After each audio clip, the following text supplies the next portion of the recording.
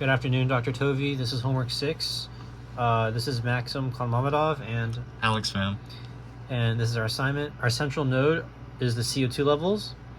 So as there's more CO2 levels, there's an increase in CO2 levels in the atmosphere, and that leads to increased health problems such as asthma complications, lung cancer, and all those health problems tie into lowering the human population. However, as human population goes up, food consumption goes up to feed them, right? And that splits off into two more nodes, demand in livestock and overfishing. So as you have an increase in demand for livestock, you need more arable land to supply the crops needed to feed the livestock, as well as the land needed for the livestock. However, majority of the land used for livestock is for food, to feed the livestock. And as you increase arable land, you decrease the amount of carbon sinks, such as forests. And by decreasing the carbon sinks, you also lower the greenhouse effect. And tying back into human population, as it goes up, the demand for vehicles also goes up. And not only is the demand for vehicle leads to increased production, but also leads to just increased CO2 levels, which then goes back to our central node, CO2 levels. And as the human population goes up, polarization goes up. And now specifically polarization, I'm talking about the differentiating number of opinions the world has, and that can lead to a higher probability of armed conflict. And through that, it will lead to more arms manufacturing, which in the end from those factories will lead to increased CO2 levels. I'll now pass it off to Alex. So we'll go ahead and discuss this section of the diagram.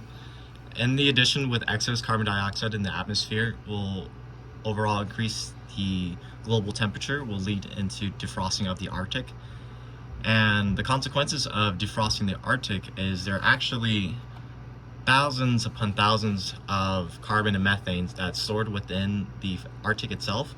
And so by the increase of temperature, we're actually releasing all the stored carbon and methane back into the atmosphere, which then increases the greenhouse effect. But tracing back from the defrosting Arctic will also increase the albedo effect. And what is the albedo effect? The albedo effect is the land's ability to reflect rays back into space.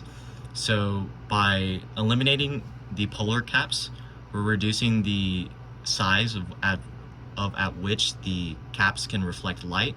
And with the addition of water that's being melted, it will actually increase the hue of the overall ocean, making it a deeper blue, which thus increases light absorption. And with the consequence of light absorption will lead into an increase of water temperature. And hence consequences, the algae population thrives in warmer temperature. And with the addition of algae population, we lose our fish population because they'll be consuming all the nutrients, and this ties back into the carbon dioxide levels. And overall, we can tell that within our system there's a lot of positive feedbacks that feed into either the greenhouse effect and the carbon dioxide levels, which hence conclude that at this rate we are not being sustainable. In addition, the excess CO2 levels in the atmosphere will lead to an increase in ocean pH through the rainfall.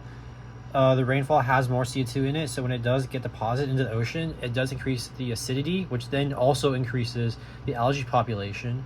And increased acidity also decreases the amount of the fish population, but because it's already tied in algae population, we did not include that. But just like my partner said, everything ties back into CO2 levels, and there's a lot of negative feedback loops, so basically we're screwed. Yes, thank you. And yes.